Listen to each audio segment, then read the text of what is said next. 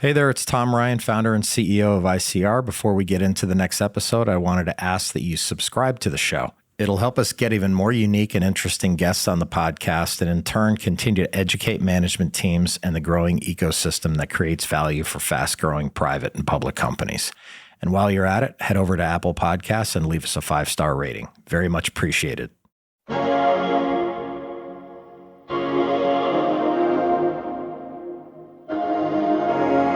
Some of those macro changes in terms of consumer psychology during the pandemic, what have they been? I want to support my health with the products that I'm putting into my body. Check. I want to buy these products online at an arm's reach and in a way that I can acquire them safely. Check.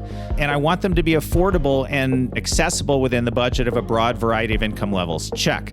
You know, value creation is certainly a function of operational execution and market share gains. It also helps when you're in the middle of a massive secular trend, health, wellness, and being friendly to the environment. Some management teams see that as a burden. Others have the passion for it and the agility to maximize the opportunity. So, when you think about those macro consumer trends that have evolved during the pandemic, this is a brand that is in lockstep with those.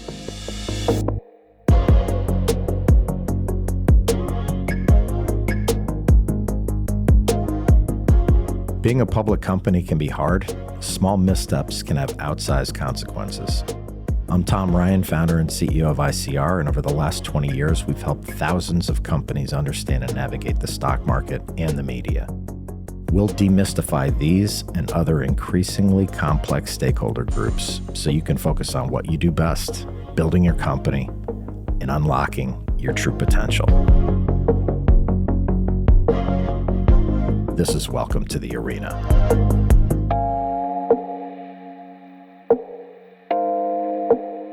You've probably seen Zevia in a variety of places that you shop. The company produces a wide range of cold beverages from soda to tea to energy drinks, all with zero sugar, 0 calories, and the natural ingredient stevia.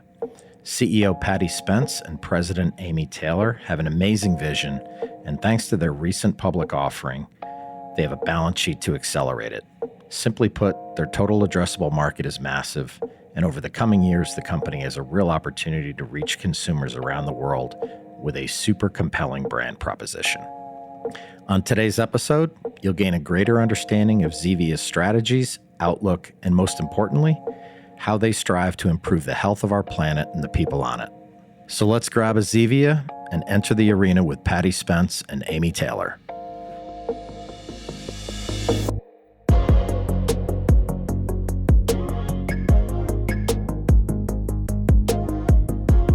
Before my first question, I'm going to do this.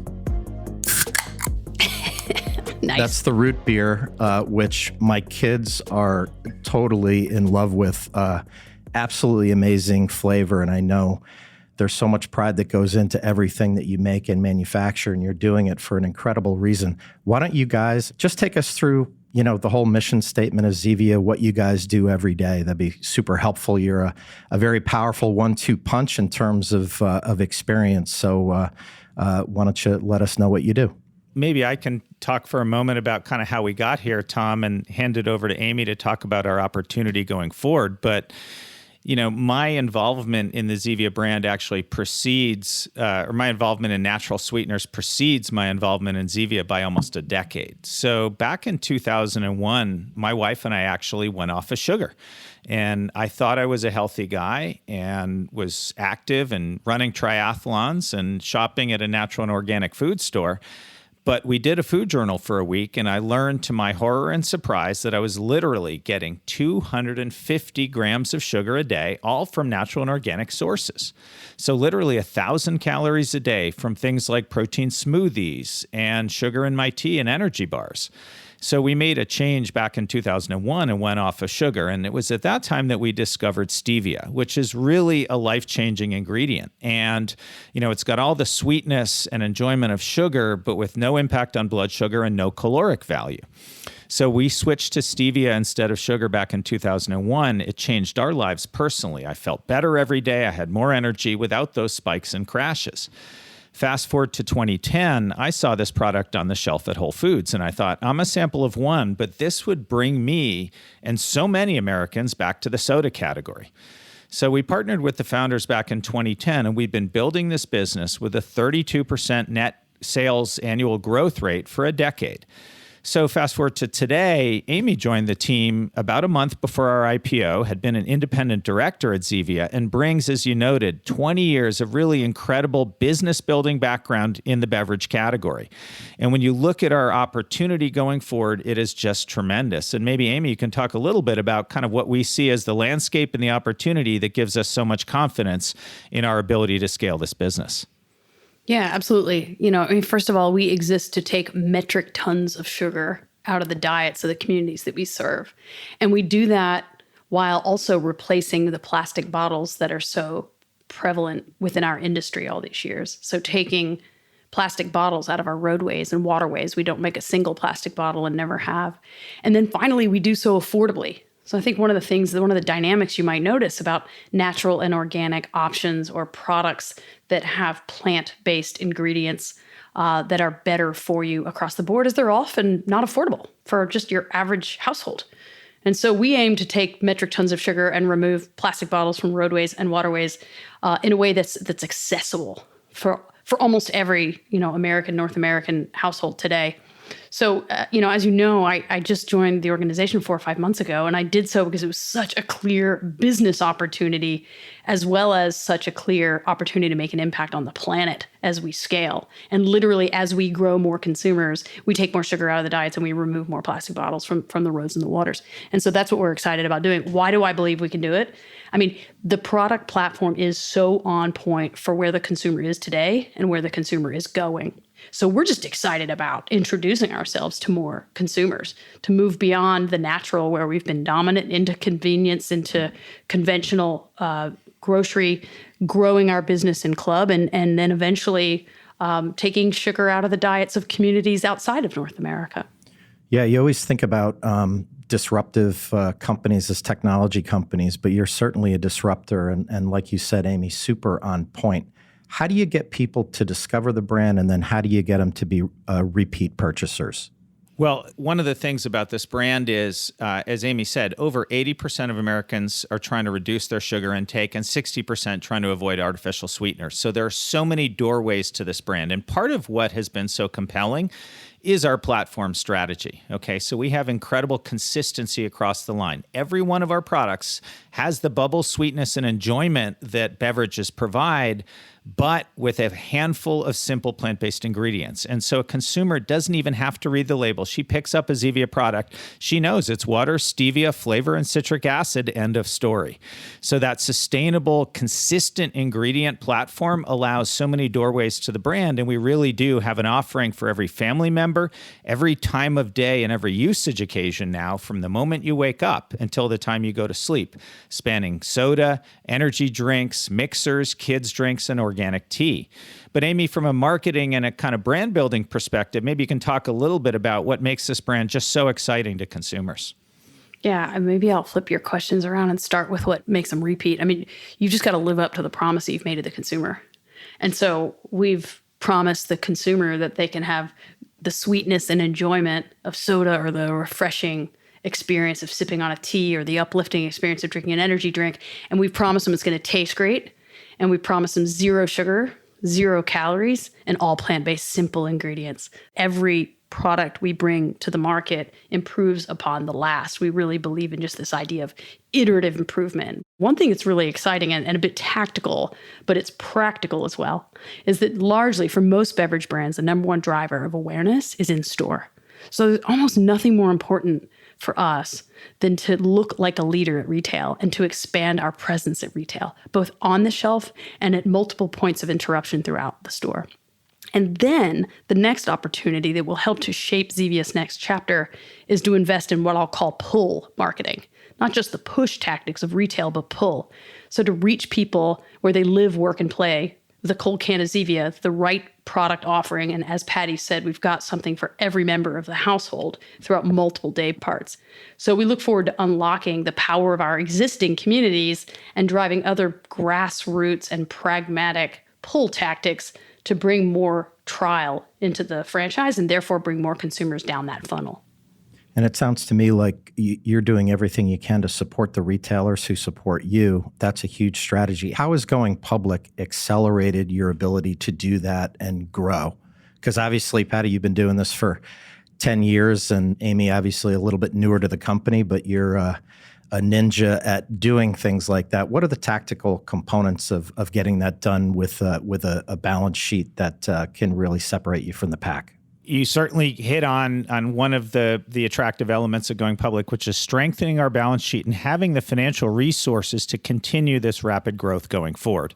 So certainly that's been exciting. I also think, though, as a public company, we've been able to raise our profile as a brand, and we're still in the very early innings of that, of course. But the concept that literally 7 billion people around the world can get involved in this company, not just with the products, but as investors, is really exciting. And so, I think as a consumer brand that's a disruptive brand, there's so many ingredients that get not only consumers excited, but also investors.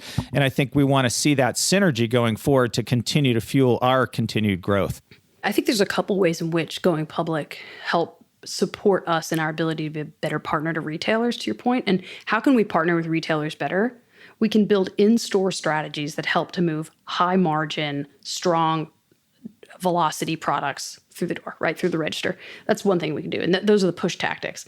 And the other thing we can do is to help drive foot traffic, and foot traffic meaning high value shoppers in the door. So I'll just give you a little nugget as an example.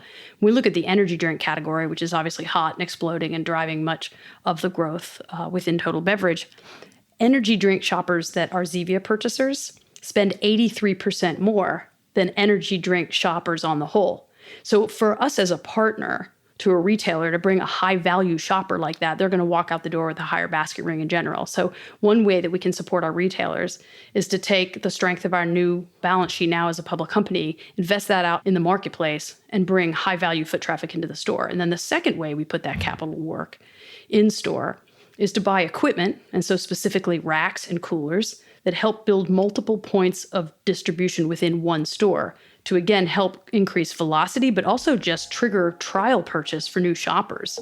So net, we have strength on both sides, both in our route to market and then in our interface with shoppers and customers through going public.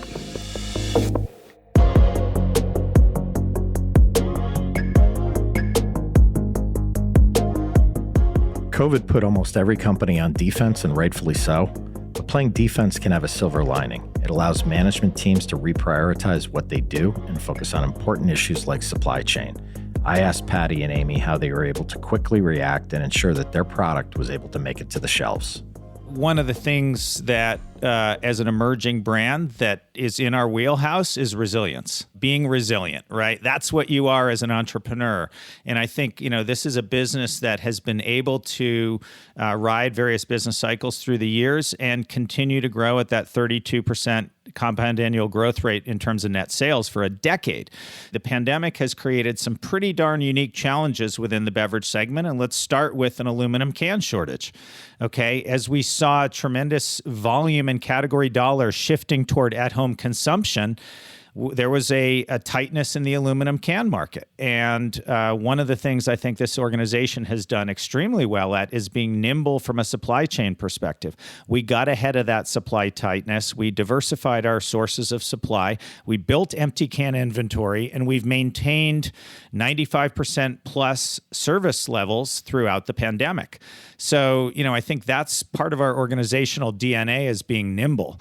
And to your point, now as we exit or return to some sense of normalcy in various elements of that supply chain, we're able to continue to innovate and continue to grind down the efficiency of our system and take cost out of that system. And so, one of the neat things about a business like ours is scale is an incredible opportunity to reduce cost, okay? And scale benefits will many times outrun inflation. And so when you look at the scale benefits that this business receives in discrete channels, geographies, and product lines, on something like freight, as you scale from shipping a single pallet to a full truck, you get tremendous benefits in freight. Those tend to outrun inflation. So I guess net, we're a nimble organization, always have been, and we've been able to innovate during the pandemic and really leverage our efficiency, find opportunities, and as we start to return to a more normal situation, I think just continue to grind out efficiency. I think it's also worth noting that we are the number one beverage sold on Amazon. Not just the number one 0 calorie or plant-based, but number one. So we obviously have a number of households in the United States that stock Zevia through digital means, right? To take the insights gleaned there during the pandemic when everyone was at home and translate that into both brick and click and additional e-commerce platforms, as well as to start to build on our single-digit household penetration in retail is a tremendous opportunity now that shopping habits have changed. So it's a long way of saying we are better positioned to shift into increased household penetration as being an organization that already knows how to get sort of through the last mile into the household. And every household we gain is very, very valuable. And another just cultural point is that coming out of the pandemic, and especially with access to information that we all have today in the modern world, people are simply trying to live better and healthier. And, at Zevia, we're all about living your best. I mean, we're not here to lecture you or give you stats on your diet or talk about being a, quote, diet product. We're not a niche offering that belongs in the natural channel alone or in your natural section of your grocery. We are a mainstream carbonated beverage that is all about fun and all about living your best. And through the lens of a world who actually wants to live better, that wants to reduce sugar, who doesn't want to take in artificial sweeteners, we are very well positioned to be a source of joy and delight and escape and community and social moments through beverage in a way that doesn't have a single downside. So for a community that wants to live their best in a period of time and an up-and-coming generation who comes through this filter of seeking to live their best, we're very well positioned.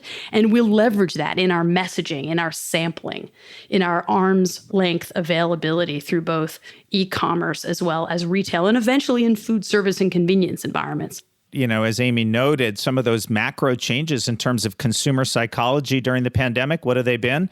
I want to support my health with the products that I'm putting into my body. Check. I want to buy these products online at an arm's reach and in a way that I can acquire them safely. Check. And I want them to be affordable and accessible within the budget of a broad variety of income levels. Check. So, when you think about those macro consumer trends that have evolved during the pandemic, this is a brand that is in lockstep with those. Yeah, and I was glad you brought up community because that's loud and clear on the website. I'm wondering if it's a two-way street between your customers and yourselves, and that leads to innovation, which is the lifeblood of every company.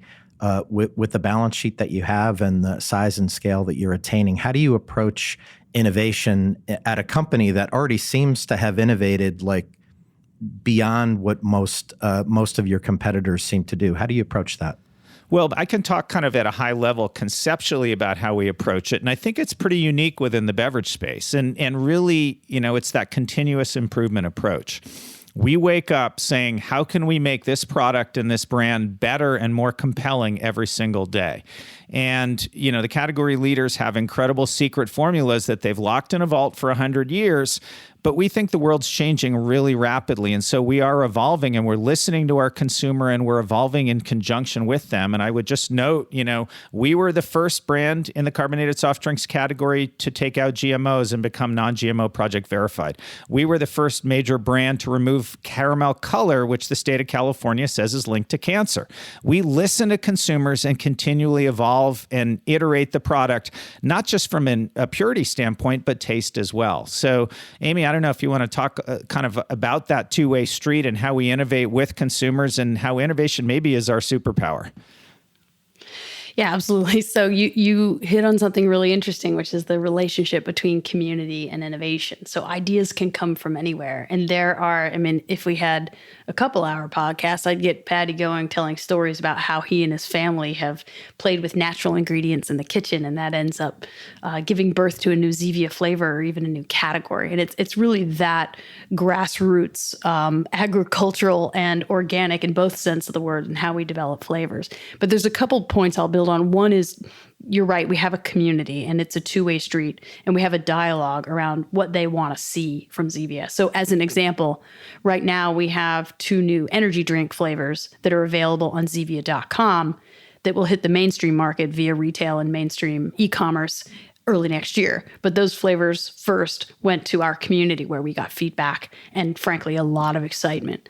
And then maybe another thing to add to that, when we talk about what is our superpower, coming on board full-time in our organization right about the same time as me is a guy named Dr. Mel Jackson, who I think most would agree is the world's preeminent expert on stevia as a sweetener, the plant. And his real passion is just plant-based solutions for health and plant-based sweeteners. So he's an individual that is a world-class expert at harnessing the power of that leaf, right? At looking at all of the sweetening compounds within the stevia leaf and continuously improving the flavor profile of our entire product offering and bringing new ideas forward. So the net sum is ideas can come from anywhere. They can come from Paddy's kitchen. They can come from feedback or ideas from our community and our broader consumer base. And then they can come from the world's preeminent expert in using anything other than chemicals or sugar to sweeten your product. So in other words, healthy, simple, plant-based ingredients. And so with that, we come with new products like this year's launch of creamy root beer, which very quickly became our top selling 10-pack in multiple key retailers because the flavor is just great. As you mentioned earlier, it's awesome. It just really hit on point for our community, for a love for nostalgic flavors, or maybe in some cases for Gen Z who had never really experienced a root beer like that before. And what we learned is in putting creamy root beer out in the marketplace is that about 31% of those that bought a Zevia creamy root beer hadn't had a Zevia before, at least as measured in the last 6 months. So we're bringing new consumers into the franchise, even as an organization that already has a huge portfolio of variety. All these new flavors start to trigger new purchase from additional consumers as well. Yeah, that's super interesting. And you know, everything that you guys have discussed today really sets the company up for the long term now. I used to be a sell-side analyst. I did it for 8 or 9 years. It's a new ball game being a public company. But, you know, measuring a company in 90-day intervals while it's going to happen, there's no question about it.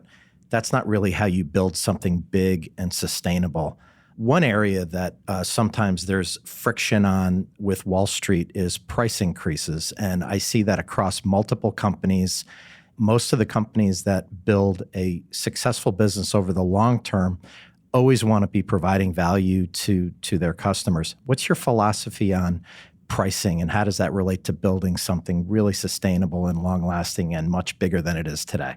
You know, it's a great question, and I think it's one of the really fascinating things about this brand is we are able to have a product that's premium to the category leaders, yet affordable for Americans or consumers of a broad range of income levels.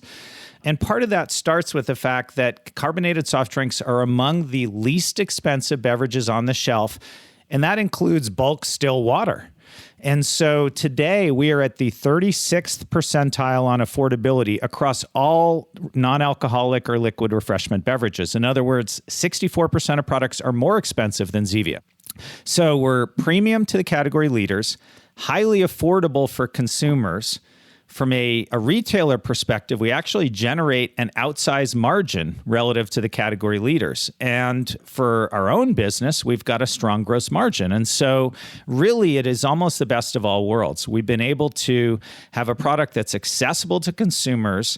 You know, and when you tell someone, hey, here's this can of soda, it costs 80 cents a can, it's got no calories, no sugar, simple plant-based ingredients, people are like, where do I sign up? It's an incredible value. And so again, you know, one of the neat things about our categories, we can be affordable for the consumer, generate outsized margins to the retailer, still have a strong gross margin internally. And I think, you know, we're in an inflationary environment. You know, we're seeing cost pressures, not just for our brand, but across the beverage category and across consumer packaged goods in general. When you're starting out at that 36th percentile on affordability, you are in a phenomenal place because as category leaders take price, you can migrate up and still be at a very affordable level relative to 2/3 of carbonated or liquid refreshment beverages. Yeah, just quickly, we mentioned earlier that affordability is a critical part of our mission, and that'll never change. But there's also, from a marketing perspective, two really important considerations when reinforcing one's positioning, right? And our positioning is one that is premium and accessible. And so what are those two things that are critical, that both of which we have the opportunity to work with and levers to pull next year and going forward? Packaging and price. So we have room to continue to strengthen our position as a premium product through price, and that would indicate price increases, whether that be across pack or geography or channel. And then packaging. And so we have pack design opportunities to reinforce our premium but accessible positioning. And both of those will be a focus for us going forward. Yeah, it's such a great place to be. A lot of companies make the wrong decision because they're motivated by different things and they kind of outgrow their brand positioning. I'm not a marketer. I don't want to get out over my skis, but you do see a brand lose their connection with consumers if they mishandle that pricing lever. And it sounds like you got a lot of room to go, but do it judiciously and not in a way that's ever going to compromise the brand connection with retailers and end consumers, I assume. And I know you take being a public company very seriously, as you should, and pay a lot of attention to the investor community. What do you think investors miss when they sit down with you? Well, I think, investors, until they've had the product, sometimes don't understand how game-changingly amazing it is. And so, I think for us, a lot of it starts with really understanding the appeal of the product. But I also think, look, we're in a very consolidated category where our peers in the public markets are companies with, call it 100 times our market cap. And so when you're competing against, candidly, some of the most impressive brands in the world, in the first 6 months, you might not be seen as a peer to those. But I think one of the things as a disruptor and as an entrepreneur is it's not if, but when. And, I will tell you, I strongly believe, I have two daughters, a 10 and a 12-year-old, and I don't believe that the go-to soda company for them in 20 years is the one that I grew up with. And I'm not certain that it's going to be Zevia, but I can tell you we are better positioned than any company out there to be that go-to soda brand and go-to beverage brand for the next generation. And so, I think it's that long-term mission that gets us excited. And we, it's incumbent upon us to just continue to generate the strong growth and the financial performance that's gotten private investors excited for a decade. We are brand new in the public markets, just getting started telling that story. And I can tell you, when folks understand the story, when they understand this management team, and when they try this product, they say, this is an incredible business. This is a disruptive opportunity that is changing the world one can at a time. Today, just wait in terms of how this brand's going to develop going forward. Yeah, I think it's two things. On the macro, it's the degree to which the world is changing and consumer preferences are changing. So, the big guys, category leaders, are scrambling to either introduce new products through acquisition or innovation, often unsuccessfully, or more successfully to double down on their zero-calorie offering, and that's working. But the new consumer demands more than that. And I think as all of us sit here today, if I can size us up, I would imagine we all grew up in a similar era where you had to pick between sugar or harmful chemicals that are either sweeteners or coloring agents, et cetera. You had to pick between them.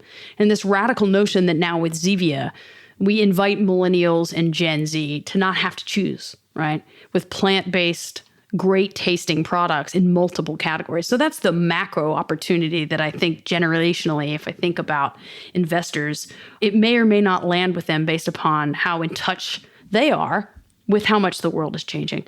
But on a more micro and immediate observation is how, with this scrappy and entrepreneurial company, which has been driving their business one step at a time in a very steady growth rate for just over 10 years, there are some real regional and customer-based differences in how we show up. And so for the investor community, if they were in a region or with a retailer where Zevia has a full brand block with 14 great tasting flavors of soda at eye level, from the top shelf down to the bottom, 4 to 8 feet wide across the grocery, and had cold singles available, they would start to picture, what if it looked like this in every grocery store in America? It is a really interesting point because I remember when Chipotle went public, completely different business. They were located generally in Colorado and Denver. And the exercise on the TAM was to say, okay, you look at Denver and then you multiply that out across the United States or the world or whatever. And that's something that really has legs, really sustainable over a long period of time. And it sounds like that's, kind of a similar exercise in a way that investors could really look at the company. Well, exactly. And I think part of being an entrepreneur is realizing that the world already has changed and you just recognized it earlier. And to Amy's point, it's about finding the populations and the communities that have already recognized that, right? And you could go to certain parts of the US and not see a Tesla on the highway and say, man, I don't know about this company. I'll tell you what, in California, it's every other car on the freeway. And similarly, 30 years ago, you could go to communities and say, gosh, I'm not sure about this Apple computer. Talk to graphic designers. They felt otherwise, right? To them, the world already had changed with the Mac. It just took a while for folks to catch on to that. And I think, we absolutely see that the world has changed in terms of folks avoiding sugar. Right. And the highly incremental and exciting proposition is that the category leaders in the beverage industry are focused on their existing core consumer base, which is older consumers. We've introduced a brand new and highly incremental consumer set to that solution, which is the young Gen Z and millennial shopper who also is looking for zero sugar products that deliver on taste. So that's the incremental piece that a lot of folks maybe don't quite understand. They get that the world's already changed in terms of sugar, but guess what? We've got a highly incremental and unique solution that we're bringing to the retail community. Yeah, obviously Zevia is a great disruptor, massive total addressable market, amazing team. You guys have unbelievable track records and obviously a massive passion for the brand, well-financed, and most importantly, a track record of making it happen. This isn't like, hey, we're getting together and we're going to do this. You've done it for a long period of time with incredible results and obviously great at attracting and building a team. And that's really what it's all about. So it's a big opportunity for people to take a look at the company and obviously, more importantly, get to the store and check out the product or buy it on Amazon or whatever. And the website's incredible as well. So thanks so much for welcome to the arena today. And we look forward to keeping in touch with you. Thank you so much for having us. It was great to be here. I really enjoyed it.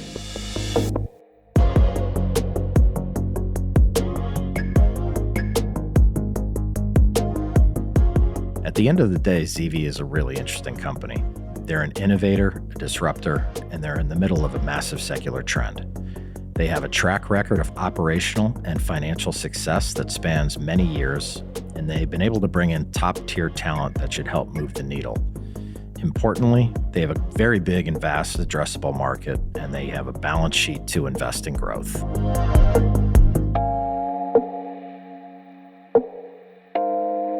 At Welcome to the Arena, we're working really hard to bring you exciting guests and great content. If you found this episode insightful, subscribe to the show on your podcast app or leaving a 5-star rating. The more the show grows, the more interesting voices we can have on the podcast. And in turn, that should demystify a lot of the stakeholders around public companies and soon-to-be public companies. I'd like to thank Paddy Spence and Amy Taylor of Zevia for a great conversation over great drinks, especially the new root beer. Definitely try out some of their products if you haven't and go to their website. I'm your host, Tom Ryan. We'll see you next time back in the arena. References to specific stocks are not intended to be recommendations for specific trading behavior. Comments presented on this podcast are intended for informational and educational purposes only, and do not represent opinions or recommendations on whether to buy, sell, or hold shares of a particular stock. All investors are advised to conduct their own independent research into individual stocks before making a trading decision. In addition, investors are advised that past stock performance is no guarantee of future price performance.